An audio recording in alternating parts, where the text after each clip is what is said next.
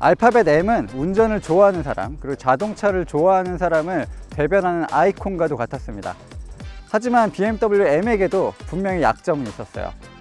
메르세데스 AMG가 새로운 독자 모델을 계속해서 내놓으면서 성능을 증가시키고 있는 상황이었고, 아우디는 독특한 미드십 자동차 R8을 선보였습니다.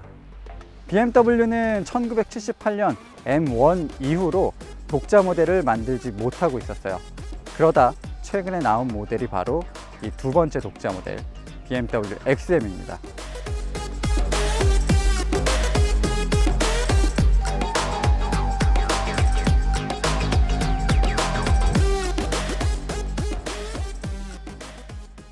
M 독자 모델이기 때문에 특별한 부분은 여러 군데서 찾을 수 있습니다. 먼저 기존의 X 시리즈와는 차별화된 미래적인 디자인을 가지고 있고, 그리고 M1에서 이어져 온 디자인 요소들도 이 XM 모델에 추가가 됐습니다. 훨씬 더 강렬하고 미래적인 느낌을 보여주기 위해서 헤드램프, 그리고 여러 각도로 꺾여져 있는 차체를 가지고 있고, 휠 같은 경우도 23인치까지 적용할 수가 있습니다. 그리고 이 윈도우 라인을 휘감고 있는 이 스트립도 이 XM만의 특징이기도 하고요. BMW에선 처음 보는 디자인이긴 한데 머플러가 세로로 양쪽으로 놓여져 있습니다. 자, 이런 유니크한 부분이 XM을 훨씬 더 돋보이게 하고, 실내 역시 기존의 X 시리즈 그리고 세단 모델과는 차별화된 부분을 가지고 있어요. 기존의 M 모델들은 운전에 조금 더 집중된 디자인을 가지고 있다면, 이 XM은 고급스러움, 여기에 BMW가 추구하는 스포티함까지도 더해졌습니다.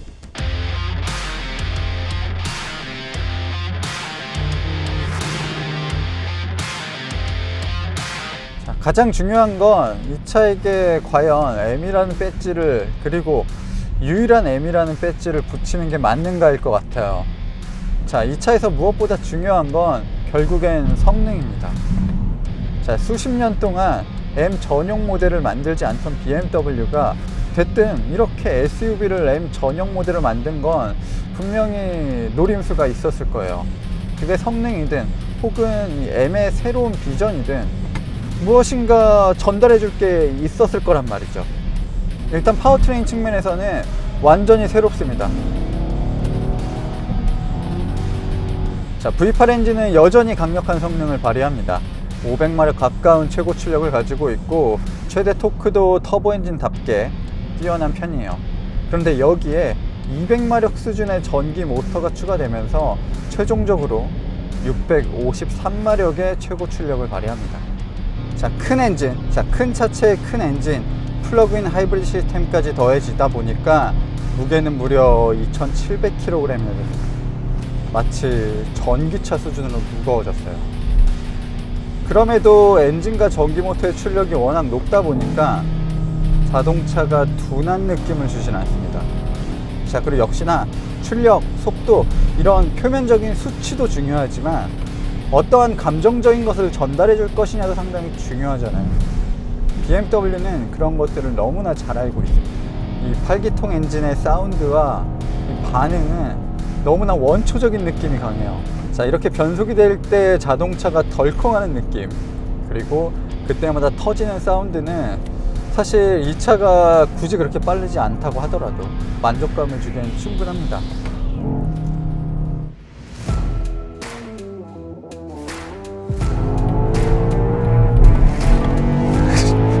차가 미쳤어.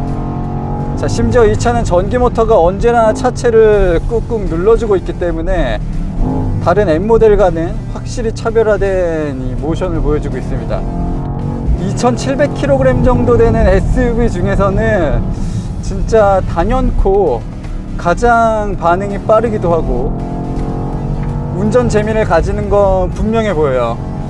자, 그리고 언제나 그랬듯이 BMW는 정말 롤을 싫어하는 브랜드입니다. X5M, X6M 이런 SUV M 모델도 그랬지만 이 XM도 좌우로 흔들림이 굉장히 억제가 잘 돼 있어요. 이렇게 와인딩 S자 코너를 넘어갈 때는 이 차가 SUV인지 세단인지 쿠페인지 떠올리기 어려울 정도입니다. 심지어 변속 타이밍까지도 조절할 수가 있어요. 오. 자, 그리고 ESC를 오프하게 되면 이 4륜구동 모드까지도 조금 더 선택적으로 바꿔줄 수가 있습니다. 자, 워낙 조절할 수 있는 부분이 많다 보니까 사실 다양한 용도로 쓰이는 것도 가능합니다. M 모델이긴 하지만 이 차는 심지어 샌드 모드까지도 준비가 되어 있고요. 뭐 승차감을 위한 부드러운 서스펜션 조절 이런 것들도 충분히 가능해요. 앞다투어 고성능 전기 SUV를 내놓고 있는 시점에서 운전을 좋아하는 사람들, 그리고 고성능 자동차를 좋아하는 사람들을 만족시켜 줄 만한 이 내연기관 자동차를 가지고 온 것은 정말 기쁘게 느껴집니다. 자, 그리고 좋은 건 다 갖다 넣어놨습니다. BMW M 모델 최초로 뒷바퀴를 조향해주는 시스템까지 추가가 됐습니다. 자, 그래서 너무나 잘 달리고 기존의 M SUV들, 뭐 X3M, X4M, X5M 이런 모델보다도 만족감이 훨씬 더 높게 느껴지고 재밌기도 한데, 기존의 M과는 좀 다른 느낌이 커요. 진정한 드라이빙 머신 같다는 느낌은 크게 들진 않습니다.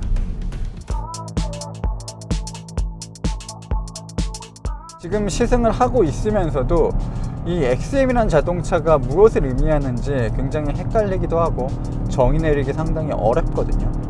많은 분들이 잘 아시겠지만 BMW M은 모터스포츠의 약자입니다. 그래서 M의 전설적인 자동차 M1 같은 경우도 그 당시 굉장히 전 세계에서 유행을 했었던 이 랠리 무대에 나가려고 개발을 시작했습니다. 자, 하지만 이 랠리 대회에서 사망자가 속출하면서 이 전설적인 그룹 B는 문을 닫게 되었고, 이 갈 곳이 없어진 BMW는 M1을 가지고 원메이크 대회를 열었습니다.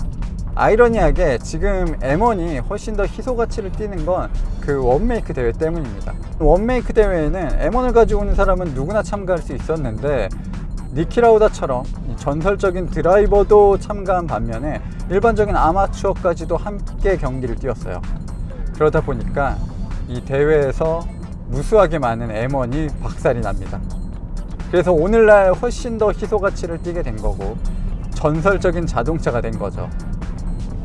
자, 사실 기존의 M이라면 이 서킷과 같은 환경에서 남들보다 훨씬 더 빠르게 달리고 뒷공무니를 흘리면서 다이나믹하게 주행하는 맛이 있었을 텐데, 이 XM은 그들과는 조금 다른 것 같아요.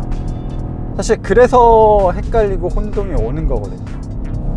심지어 이 차의 홍보 모델로 GD를 선택한 것도 굉장히 의아하기도 하고, GD와 XM 굉장히 개성이 뚜렷하고 눈길을 사로잡고 이목이 집중되는 거는 사실이지만, 과연 이 호리호리하고 작은 GD가 BMW M과 잘 어울릴까라는 생각도 들어요.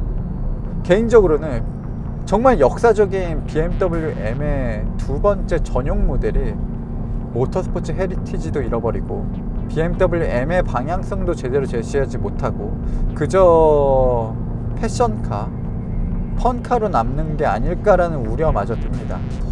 물론 BMW도 여러 가지 생각이 있을 거고 고민이 있을 거고 XM으로 뛰어난 플러그인 하이브리드 시스템도 제시를 하고, 그리고 이 차는 이제 좀 고급스러움까지도 얹혔거든요.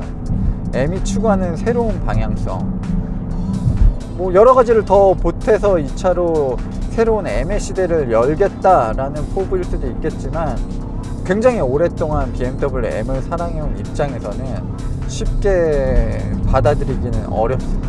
그래서 따로 떼어놓고 이 XM이라는 자동차를 봤을 때는 만족감이 상당히 좋지만, M이 지금까지 걸어온 발자취를 좋아하고 그런 것을 동경했었던 사람으로서는 이 XM은 아쉬운 부분이 훨씬 더 많이 있습니다. 그게 이 차의 성능이나 뭐 디자인이나 옵션이나 이런 게 아니라 그냥 이 차의 존재 자체가 조금 아쉬워요. 본격적인 스포츠 쿠페를 두 번째 모델로 내놓았으면 어땠을까라는 생각도 듭니다.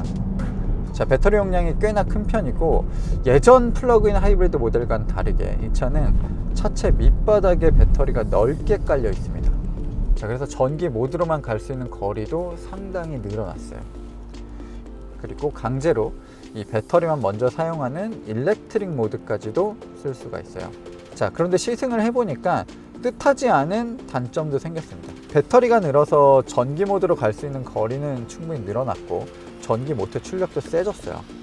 그런데 어쨌든 한정적인 자동차라는 공간 안에서 배터리를 더 많이 넣게 되니까 자연스럽게 연료 탱크 크기가 줄어들었습니다. 이 차는 전기 모드로 갈 수 있는 거리는 늘어났지만 전체적인 주행거리 자체는 그렇게 긴 편이 아니에요. 물론 이 고성능 대형 SUV가 대부분 연비가 안 좋기 때문에 멀리 못 갑니다. 근데 이 차는 기본적으로 표시되는 최대 주행거리 자체가 짧은 편이에요. 그래서 이 하이브리드 모델을 최대한 적극적으로 활용도 해야 되고 배터리도 웬만하면 직접 충전하는 게 좋습니다. 자, XM을 통해서 볼 수 있는 새로운 특징 중에 하나는 기존의 BMW M 모델은 고급스러움보다는 주행 성능에 조금 더 초점을 맞췄었다면 지금 XM은 주행 성능과 함께 이런 고급스러움까지도 굉장히 갖춰놓고 있습니다. 그래서 이 XM은 뭐 애초에 가격도 2억 원이 넘어가는 굉장히 비싼 모델이기도 하지만 이 실내 꾸밈 자체가 기존의 BMW, 기존의 M 모델과는 확연히 다릅니다. 지금 색상도 이 오묘한 청록색 그리고 이런 브라운 컬러가 입혀졌는데 이 가죽의 무늬까지도 어느 정도 살아 있어서 훨씬 더 고급스럽고 약간 그 호텔 응접실 같은 데서 진짜 비싼 소파들 약간 이런 가죽 느낌이거든요. 그런 분위기가 이 차에서 흘러나오고 있습니다. 그러면서 BMW 최신 OS가 적용이 되어 있는 디지털 클러스터, 디지털 디스플레이가 적용이 되어 있고요. 7 시리즈나 X7에서 봤었던 이 마치 크리스탈이 반짝이는 듯한 그 장식들은 아쉽게 적용되진 않았습니다. 신형 7 시리즈나 X7보다 개발 단계는 훨씬 더 전에 이뤄지지 않았나 뭐 그런 생각이 들기도 하는데 천장도 독특한 편인데 썬루프가 없습니다. 썬루프는 없는데 이 루프가 상당히 독특합니다. 썬루프의 이런 조형미가 사실 외관 디자인에도 거의 그대로 적용이 되어 있습니다. 그리고 덩치가 워낙 큰데도 이 세부적인 디자인 요소까지도 큼지막하게 되어 있고 BMW의 새로운 얼굴, 키드니 그릴이 계속 커지는 이 이미지마저도 이 XM에는 너무나 잘 어울리는 듯해요. 실제로 이 차를 도로에서 돌아다니는 모습을 보게 되면 그 강원도 철원에서나 볼 수 있다는 마테즈만한 멧돼지, 약간 엄청나게 큰 멧돼지가 돌아다니는 것 같거든요. 키드니 그릴은 엄청나게 큰데 눈은 이렇게 싸납게 쫙 찢어져 있고 머플러는 또 위아래로 이제 거대하게 두 개씩 붙어 있고 자, 확실히 기존 M 모델들은 뭐 기본 모델이 있었잖아요. 뭐 X5M도 X5가 있었고 그 차이가 상당히 미묘하기도 하고 어쩌면 성능에 특화되어 있는 드레스업이라기보다 성능에 특화되어 있었는데 이 차는 기본적인 드레스업을 갖춰 놓은 자동차처럼 보입니다. 그동안의 BMW M 모델들을 보시면 최근에 특히나 이 컴페티션 모델들 기본적인 M 모델보다 조금 더 성능이 특화되어 있고 조금 더 치장이 많이 되어 있는 모델들이 있단 말이죠. XM도 마찬가지입니다. 자, 사실 성능에 있어서 M 모델에서 갈증을 느끼면 안 되거든요. 그런데 이런 갈증을 해소시켜줄 모델이 XM에도 있습니다. 이제 우리나라에도 출시가 될 텐데 XM 레드 레벨이라고 지금 타고 있는 모델보다 무려 최고 출력이 100마력 정도는 높은 모델이 이제 공개가 될 거예요. 그 차는 조금 더 운동 성능에 특화가 되어 있고 마치 이 M 모델의 컴페티션이 있듯이 그 모델은 훨씬 더 우수한 주행 성능, 경쟁 모델을 압살하는 모습을 보여줄 것 같아요.